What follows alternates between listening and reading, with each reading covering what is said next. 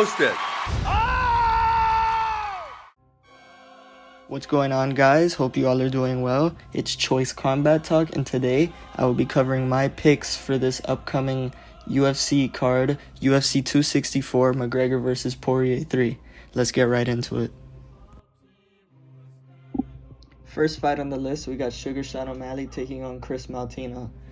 This fight was originally supposed to be Louis Smolka versus Sean O'Malley, but Louis Smolka has pulled out due to staph infection. Ricky Simón was rumored to be the backup fighter for this fight, but Ricky Simón could not make the weight in time. Therefore, Chris Maltino, on almost 10 days' notice, will step in for his UFC debut on the main card of the biggest pay-per-view of the year against arguably the most talked about bantamweight on the UFC roster. I did a little bit of research and I watched a little bit of Chris Maltino's fights, and I honestly don't think that he has the skills to defeat Sean O'Malley. I think I can speak for everybody when I say that Sean O'Malley is going to win by first round knockout. It's just Chris Maltino doesn't have enough experience. He's never fought in the UFC, and he's going in on a main card of the biggest pay-per-view of the year, and he's fighting one of the best strikers in the UFC and one of the most trickiest strikers to get a hold of.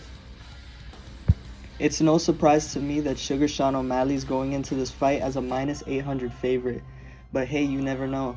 Lando Venata almost beat Tony Ferguson in his UFC debut when nobody even gave him a chance. But I still see no way that Chris Maltino can even pull this off against Sugar Sean O'Malley.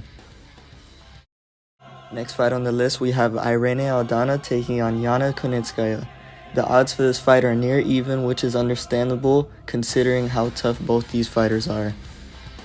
Yana Kunitskaya is coming off of her unanimous decision win against Ketlen Vieira, and Irene Aldana is coming off of her disappointing loss to Holly Holm in her first main event back in 2020. Despite her recent loss, I do see Irene Aldana winning this fight by decision or possibly a third round finish, just because of the dynamite she possesses in her hands and her significant boxing skills. But it wouldn't surprise me not one bit if Yana can squeeze out a close decision against Irene in this fight. The next fight is in the heavyweight division, with Tai Tuivasa taking on Greg Hardy. The odds for this fight are near even, with Tai Tuivasa coming in as a slight favorite. Both men have had ups and downs in their careers, so it's kind of hard to pick this fight. I'm kind of 50-50 on it, but I'm going Greg Hardy by first or second round knockout just because of the fact that he has slightly a little bit more power in his hands than Tai. I do see a scenario where Tai Tuivasa brings this fight into the late second round and the third round and possibly gets a finish at the end of the fight. But in my head, there's no way that these two go the full 15-minute distance. Next up, in the co-main event, we got Gilbert Durinho Burns taking on Stephen Wonderboy Thompson, the classic grappler versus striker matchup in a high-stakes bout in the welterweight division.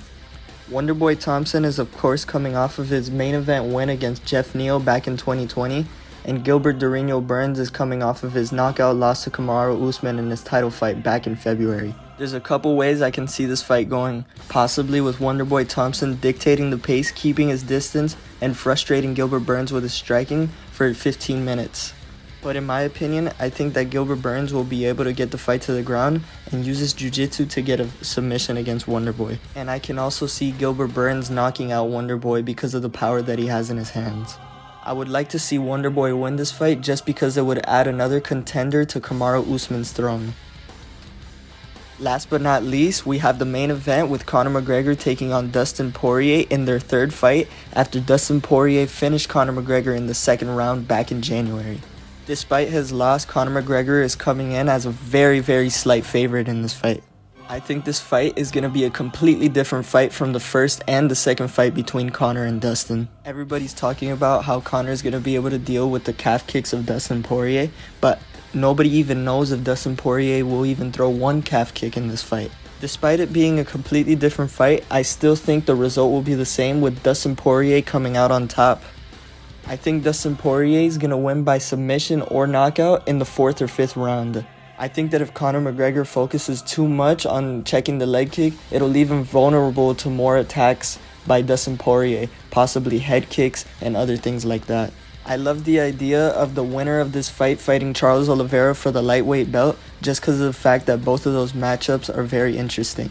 I do think it would be a little bit better for the sport if Conor won just because of the star power that he has and he always will have.